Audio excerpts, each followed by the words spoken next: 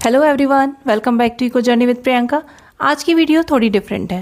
Actually मुझे comments और messages मिले हैं कि मैम आप डिटेल लेक्चर्स भी अपलोड कर रही हैं और हैंड रिटन नोट्स भी, इन दोनों को सही तरीके से कैसे यूज़ करें।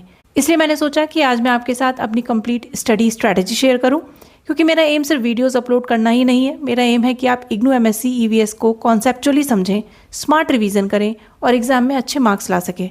तो सबसे पहला स्टेप जो आपको फॉलो करना है वो है डिटेल लेक्चर्स को देखकर कॉन्सेप्ट्स क्लियर करना।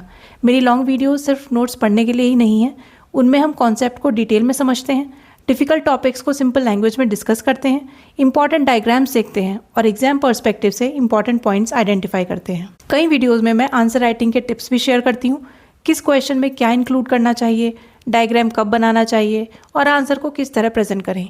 इसलिए आप सब सिर्फ शॉर्ट्स देखकर टॉपिक कंप्लीट मत मानिए, सबसे पहले कॉन्सेप्ट को क्लियर कीजिए। नेक्स्ट, डिटेल वीडियो देखने के बाद उसी टॉपिक को एक बार इग्नू के ओरिजिनल स्टडी मटेरियल से ज़रूर पढ़िएगा।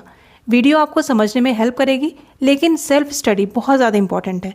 जब आप खुद पढ़ते हैं ना, तब कॉन्सेप्ट्स और भी स्ट्रांगली याद होते हैं और अगर किसी पॉइंट में कन्फ्यूजन हो तो आप दोबारा लेक्चर भी देख सकते हैं। अब आता है थर्ड स्टेप, जो हैंड रिटन नोट्स में शॉर्ट्स के थ्रू आपके साथ शेयर कर रही हूँ, उनका पर्पस लेक्चर को रिप्लेस करना बिल्कुल भी नहीं है। ये सिर्फ क्विक रिवीजन नोट्स हैं। मैं कोशिश करती हूँ कि हर टॉपिक को सिंपल और एग्जाम ओरिएंटेड फॉर्म में आपके सामने प्रेजेंट करूँ, ताकि एग्जाम के टाइम आपको पूरी यूनिट दोबारा ना पढ़नी पड़े। और अगर आप अपने नोट्स बनाना चाहते हैं तो ये आपको एक रेफरेंस भी देते हैं कि कंसाइज और इफेक्टिव नोट्स कैसे बनाए जा सकते हैं। एक और इम्पॉर्टेंट बात, हो सकता है आपने नोटिस किया हो कि मैं एक यूनिट की डिटेल वीडियो अपलोड करती हूँ, उसके बाद अगले 3-4 दिन तक उसी यूनिट के हैंड रिटन नोट्स शॉर्ट्स के थ्रू आपके साथ शेयर करती हूँ। इस सीक्वेंस का भी एक रीज़न है। एक्चुअली मेरा गोल सिर्फ ज़्यादा वीडियोस अपलोड करना नहीं है, मेरा गोल है कि आप जितना पढ़ रहे हैं उतना अच्छे से समझ भी रहे हो और एग्जाम तक याद भी रख पाएँ। मुझे पता है कि आप में से बहुत से लर्नर्स मेरी तरह वर्किंग प्रोफेशनल्स होंगे, कुछ अपनी फैमिली रिस्पॉन्सिबिलिटीज़ भी संभालते होंगे और इसी वजह से मैं आपके ऊपर अननेसेसरी बर्डन नहीं डालना चाहती। इस गैप के दौरान लेक्चर रिवाइज कीजिए, स्टडी मटेरियल पढ़िए, हैंड रिटन नोट्स को कंप्लीट कीजिए और PYQ सॉल्व कीजिए। जब तक ये साइकिल कंप्लीट होती है तब तक अगली यूनिट की वीडियो आ जाती है। तो इस तरह बिना स्ट्रेस के आपका सिलेबस भी कंप्लीट हो जाएगा और रिवीजन भी नेचुरली होता रहेगा। एक और बात, जो previous year questions, assignment questions और एक्सपेक्टेड क्वेश्चंस मैं शेयर करती हूँ, उन्हें सिर्फ पढ़कर मत छोड़िएगा, उनके आंसर्स खुद लिखिए। इग्नू में आंसर राइटिंग प्रैक्टिस बहुत ज़्यादा इंपॉर्टेंट है। जितना लिखेंगे उतना कॉन्फिडेंस भी बढ़ेगा और प्रेजेंटेशन भी इंप्रूव होगी। वीडियो फिनिश करने से पहले मैं आपसे एक छोटी सी पर्सनल बात शेयर करना चाहती हूँ। जब मैंने इको जर्नी विद प्रियंका शुरू की थी ना, तब मेरा सिर्फ एक ही एम था कि हम सब मिलकर इग्नू MSc EVS की जर्नी को आसान और सिस्टमैटिक बना सकें।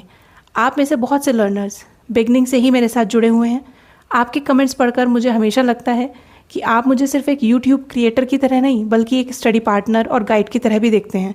ये ट्रस्ट मेरे लिए बहुत ज़्यादा वैल्यूएबल है और इसी ट्रस्ट की वजह से मेरी रिस्पॉन्सिबिलिटी और भी बढ़ जाती है। इसलिए मैं सिर्फ कंटेंट अपलोड करके अपना काम फिनिश नहीं करना चाहती। मैं चाहती हूँ कि आप उस कंटेंट का सही यूज़ करें। इसलिए आप सब इस स्टडी सीक्वेंस को फॉलो कीजिए। पहले कॉन्सेप्ट समझिए, फिर स्टडी मटेरियल को पढ़िए, उसके बाद हैंड रिटन नोट से अपना रिवीजन कीजिए और फाइनली PYQs और असाइनमेंट क्वेश्चंस की प्रैक्टिस ज़रूर करिएगा। हमने ये जर्नी एक साथ शुरू की है, तो आइए इसे एक साथ ही सक्सेसफुली कंप्लीट भी करते हैं। अगर आपको ये स्टडी स्ट्रैटेजी यूजफुल लगी हो तो stay connected with me so that detail lectures और हैंड रिटन रिवीजन नोट्स दोनों आपसे मिस ना हो। मिलते हैं नेक्स्ट वीडियो में। टिल देन हैप्पी लर्निंग और याद रखिए, learning is a journey and we are walking this journey together. Bye bye.